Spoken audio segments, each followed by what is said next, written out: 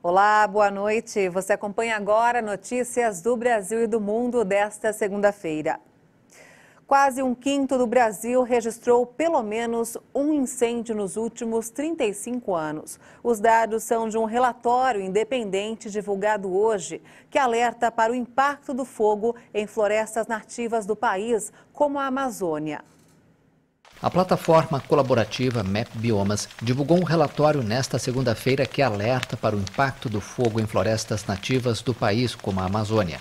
Com base em imagens de satélite de 1985 a 2020, a plataforma estabeleceu que a cada ano, em média, o fogo danifica 1,8% da área total do Brasil, o que equivale a uma área maior que a da Grécia ou da Nicarágua.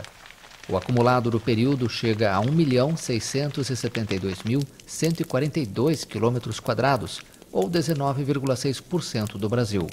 A entidade afirmou em nota que quase 2/3 do fogo ocorreram em áreas de vegetação nativa, sendo que os biomas Cerrado e Amazônia concentram 85% de toda a área queimada pelo menos uma vez no país. Segundo a Map Biomas, o Pantanal, maior área úmida tropical do planeta, foi o local mais queimado no período estudado, com 57% de seu solo incendiado pelo menos uma vez. Em seguida vem o Cerrado e a Amazônia.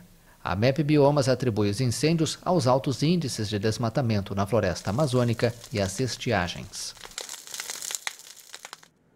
O estado de São Paulo entra em uma nova fase do plano de flexibilização da quarentena. A partir de amanhã, o comércio não terá mais limite de horário e nem de ocupação. Estabelecimentos como restaurantes, salões de beleza, barbearias, atividades culturais e academias podem ficar abertos sem restrição de horário e está permitido 100% de ocupação de público.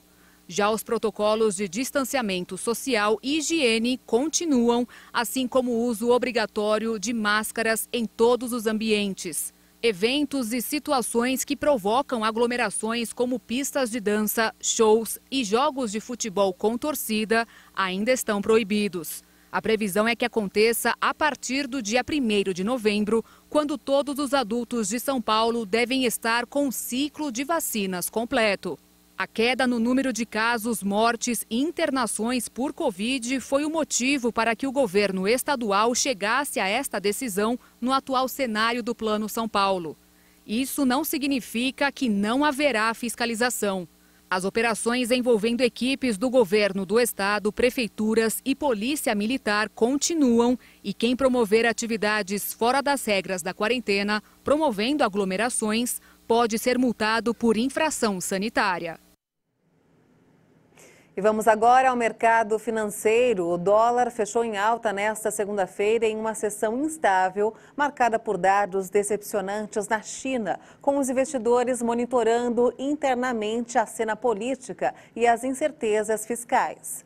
A moeda norte-americana subiu 0,65% e encerrou o dia cotada a R$ 5,279 na venda. O Líbano se revolta pela morte de 28 pessoas em uma explosão de um tanque de petróleo. A tragédia aconteceu no momento em que elas procuravam combustível para abastecer. A população vive um luto nacional. Manifestantes atacaram a casa do primeiro-ministro designado Najib Mikati, exigindo sua renúncia. Houve confrontos com as forças de segurança.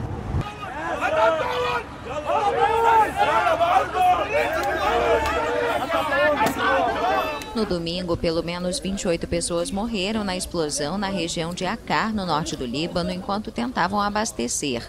O caminhão-tanque havia sido confiscado por militares para distribuir seu conteúdo aos cidadãos.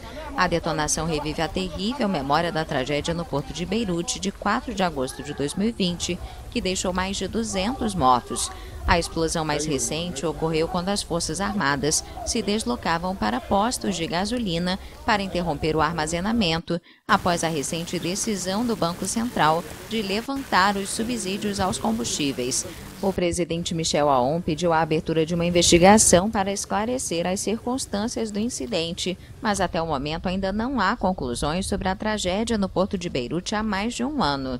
O Líbano sofre uma de suas piores crises econômicas e enfrenta uma grave escassez de combustível há meses.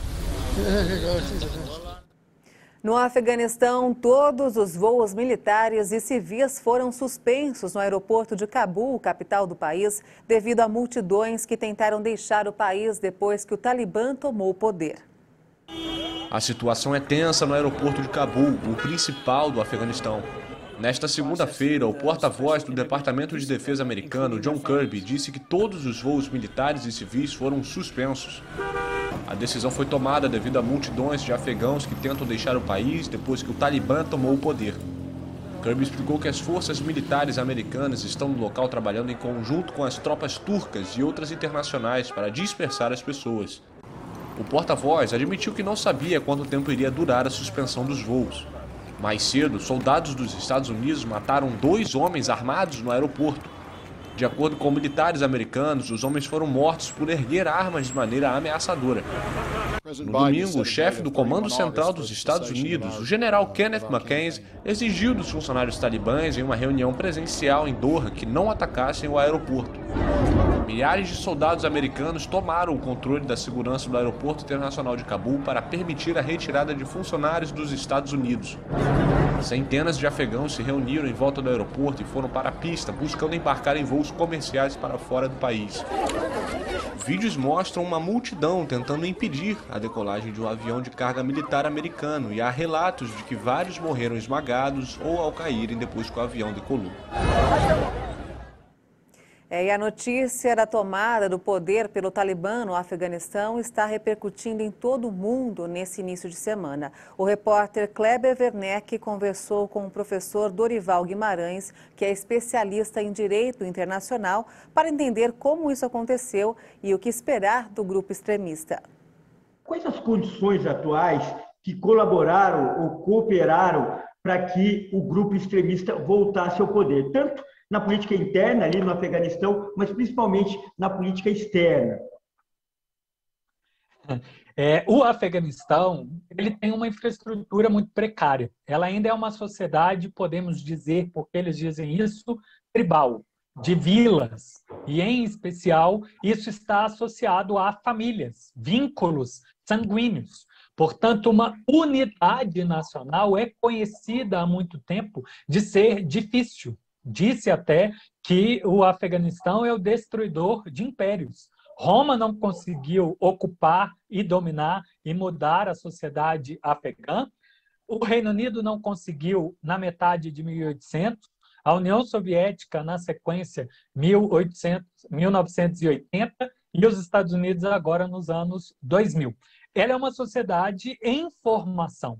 Ela é uma sociedade que dificilmente teria uma administração central estável, mesmo com essa liderança do Talibã unificada, não quer dizer que ela vai conseguir se sustentar há bastante tempo. Do foro internacional ou do ambiente externo, houve muitas acusações, houve muito levantamento de prova de violências praticadas em nome de democracia, em nome de liberdade do povo afegão, por parte de soldados da coalizão que ali esteve, Estados Unidos, Reino Unido, Austrália, Alemanha, os principais países, mas Espanha também esteve no meio, que faz com que grupos locais consigam apoio popular contra essa modificação, contra essa presença ou contra qualquer costume, contra qualquer instituição deixadas por essas organizações que fizeram vistas grossas, que não investigaram e que não puniram seus agentes que cometeram abusos. Para finalizar, o que esperar agora desse novo regime, tanto internamente para a população do Afeganistão e para a comunidade internacional, para os países que vão declarar apoio? A maioria está pedindo a retirada da população de lá. O que esperar? Quais as projeções que o senhor faz? Eu imagino que não existe clima da comunidade internacional, tanto pela pandemia, que muitos esforços econômicos e de logística estão em torno de gerar ou de resolver parte dos problemas da pandemia, quanto de questão geopolítica, geoestratégica de mais uma intervenção militar para evitar que o governo do Talibã ocupe o poder e reestabeleça o governo anterior, ou que mesmo evite que ele imponha essa versão rigorosa da lei Sharia. O que a comunidade internacional tem feito dos Estados Unidos, no governo Trump, China, Rússia, é tentar negociar com o líder, né, e essa nova unidade talibã, para que haja um respeito básico à dignidade humana, liberdade de imprensa, liberdade de ir e vir, liberdade religiosa das pessoas. E essa edição fica por aqui. Você acompanha outras informações durante a nossa programação. Uma boa noite para você e até amanhã. Tchau.